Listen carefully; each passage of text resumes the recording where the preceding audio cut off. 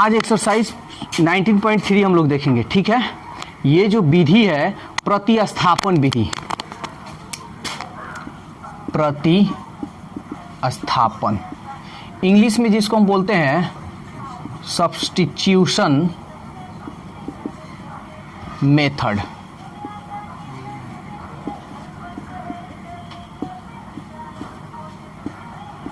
ठीक है, तो पहले समझो इस बात को। हम बोलते हैं ना कोई चीज़ का प्रतिस्थापना करना है, यानी उसके जगह पर कुछ रखना है। तो प्रतिस्थापन, प्रति मतलब ठीक उल्टा, स्थापन मतलब स्थापना, यानी प्रतिस्थापन करना है। प्रतिस्थापन मतलब कि उसके जगह पर कोई चीज़ को रखना है, समझ में आ रहा है ना। उसके जगह पर किसी चीज़ को रखना है, उसको हम बोलते हैं प्रतिस्थापन विधि या सब्स्टिट्यूशन विधि, यानी किसी चीज़ को मानकर आगे बढ़ना है, ठीक है। लेकिन मानेंगे किसको, यहाँ पे सबसे इंपॉर्टेंट चीज़ है। तो देखो ये क्वेश्चन है, तो दो तरीका है। पहला तरीका समझो, अच्छा हम पूछें कि तुमको इसमें ये भारी लग रहा है कि ये भारी लग रहा है, देखने में कौन भारी लग रहा है, रूट वाला, तो सीधा रूट वाले को मान लेना। समझ में आया, ये मेरा मेथड है। जो तुमको नजर आए भारी उसको मान लेना, कोई दिक्कत इसमें। दूसरा मेथड देखो, देखो इसको तो हम इंटीग्रेशन सपोज दैट कर सकते हैं, लेकिन रूट में जो होगा ना, जो रूट में होगा उसको पहले मान लेना। सबसे आसान विधि यही है कि जो डिफिकल्ट होगा उसको मान लेना। सब समझ में आया। तो डिफिकल्ट मेरे को ये दिखाई दे रहा है रूट में, या जो भारी नजर आए उसको मान लेना, ठीक है। तो चलो देखो हम इसको बनाते हैं। तो इसको प्रतिस्थापन विधि यानी मानकर, यानी किसी को मान लेना, मानकर उसके जगह पर रखना, उसको हम बोलते हैं प्रतिस्थापन। तो ध्यान से समझना, हम यहां मानेंगे अगेन लेट जेड इक्वल, ये रूट के अंदर मानेंगे, रूट को नहीं मानेंगे, रूट के अंदर को 3x + 5। बोलो यहां कोई दिक्कत हो रहा है किसी को? तो दिक्कत नहीं ना हो रहा है। हाँ ये जेड है, या तो यहाँ जेड मानना, जेडे मानना, वाई मत मानना, ठीक है। जेडे मानकर चला जाता है, ठीक है। और सब जो होता है कांस्टेंट होता है। तो सबसे पहले इसको तुमको डिफरेंशिएट करना होगा, कर लो। तो करोगे dz बाई x के सापेक्ष है ना, तो x 3 कांस्टेंट है, बाहर निकाल लो, dx by dx plus d5 by dx। Integration differentiation सब पढ़ा चुके हैं, ठीक है। dz बाई dx 3, और dx का मान 1, इसका मान 0। dz by dx 3 Ekam, dx को इधर भेज दो, dz बाई इधर गया 3dx। 3 को बटा में, इधर केवल dx रखना है, ठीक है। 3 को बटा में ला दो, तो 1/3 dz = dx। यहां तक कोई दिक्कत, कंफ्यूजन है तो समझ में आया। इतना तो काम करना है, ठीक है। दूसरा चीज ये काम करना है, इसमें से x का मान तुमको ज्ञात कर लेना है। तो देख लो हम ज्ञात कर लेते हैं, ध्यान से समझना, थोड़ा यहाँ पे शॉर्टकट करेंगे। x यहीं रहने देंगे, तो देखो +5 को इधर भेजेंगे तो माइनस हो जाएगा, अब 3 गुणा में है तो ये बाटा में आ जाएगा। बोलो यहाँ कोई दिक्कत है तो समझ में आ गया। बस ये इंटीग्रेशन कंप्लीट बन गया। पूरा इंटीग्रेशन प्रतिस्थापन विधि से अगर जहां यूज करोगे तो दिमाग में यही रखना कि कौन भारी दिखाई दे रहा है, जो तुमको भारी दिखाई दे उसको मान लेना, ठीक है। अब देखो मान कर उसके बाद डिफरेंशिएशन करना है, समझ में आया ना। तो यहां से लिख देते हैं नाउ i इक्वल, ध्यान से समझना, x का मान निकाले हैं z - 5/3, कोई दिक्कत।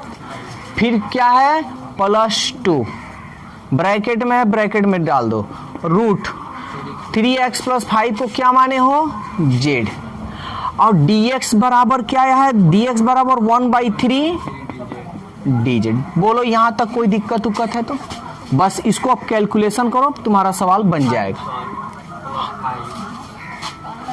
ये वाला, तो इतना ही ना तुम माने हो, पूरा को माने हो ना, समझ में आया? तब इसको हम लोग सॉल्व करेंगे, इंटीग्रेशन तोड़ते हैं। 3 दूनी 6, जेड के मान किधर है? कहाँ ये? नहीं है। देखो जेड का मान थोड़ी होता है, जेड तो तुम खुद माने हो, तो जेड का कहाँ से मान आएगा? जेड माने हैं तो फिर 1/3 डी जेड कहाँ है? यहाँ आया, dx के जगह पर 1/3 dz रखें, समझ में आया? यानी इसमें पूरा जेड जेड आ जाना चाहिए, कोई एक भी एक्स नहीं होनी चाहिए, ठीक है?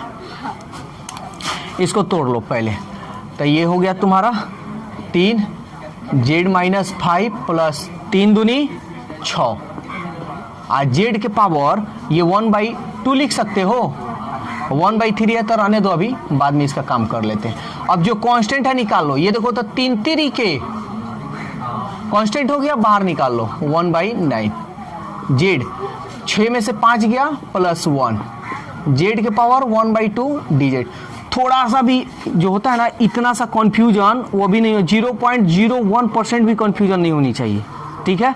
तो अब बताओ इसमें कहीं यहाँ तक कोई दिक्कत है तो पूरा क्लियर हो रहा है ना? हाँ गौरव बोलो, कोई दिक्कत है?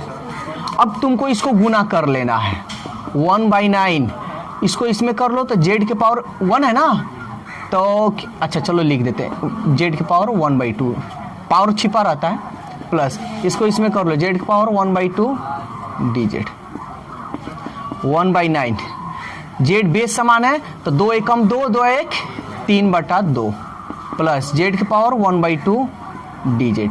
अब इसको अलग अलग कर लो, 1/9 इंटीग्रेशन जेड के पावर 3/2, 9 को इसमें भी गुना कर लेना, 1/9 सॉरी भूल गया है, और ये जेड के पावर 1/2 dz। बोलो यहाँ तक कोई दिक्कत है तो बस इसका आप काम कर लो जिस तरह करते हो, 1/9 जेड क्या एकजुटता है ना, तो 2 3 5/2 बटा 5/2, 2 और 1 सॉरी 1/9 छूट रहा है, 2 1 3/2 बटा 3 प्लस सी, 1/9 इसको पलट दोगे तो क्या होगा, 2/5, जेड के पावर 5/2 प्लस 1/9 इसको पलट दोगे तो 2/3, जेड के पावर 3/2 प्लस सी।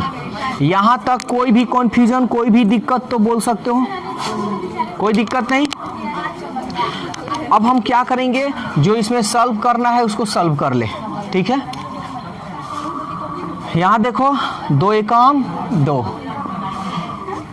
9 पचे 45, जेड के पावर 5/2 प्लस 1/9, 2 एकम 2 सॉरी 2 एकम 2 और 9 3 27, जेड के पावर 3/2 प्लस सी।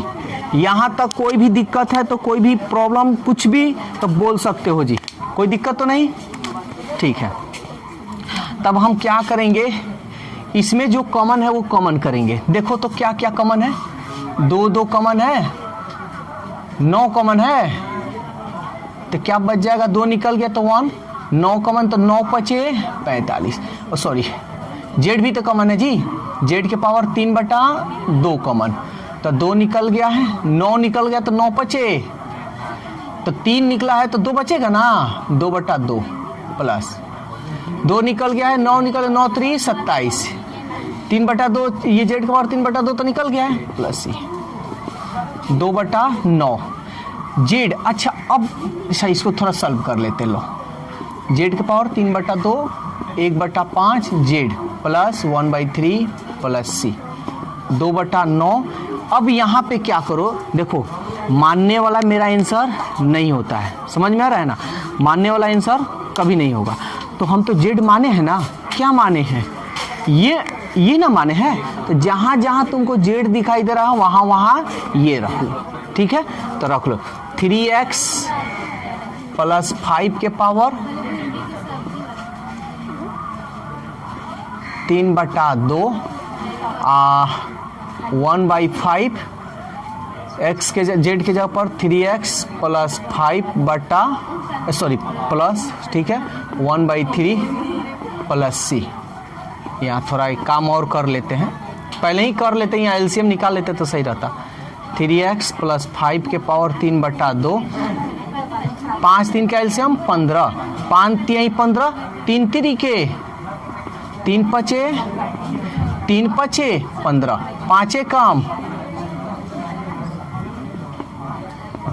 2/9, 3x प्लस 5 के पावर 3/2, 9x प्लस 15 5/15 प्लस सी, इसको इसमें गुना करो 15 9 पढ़ा नहीं आता है क्या जी? हाँ 3x plus 5 3/2, 9x plus 20 plus ये रहा तुम्हारा आंसर। बोलो कोई दिक्कत तो नहीं है?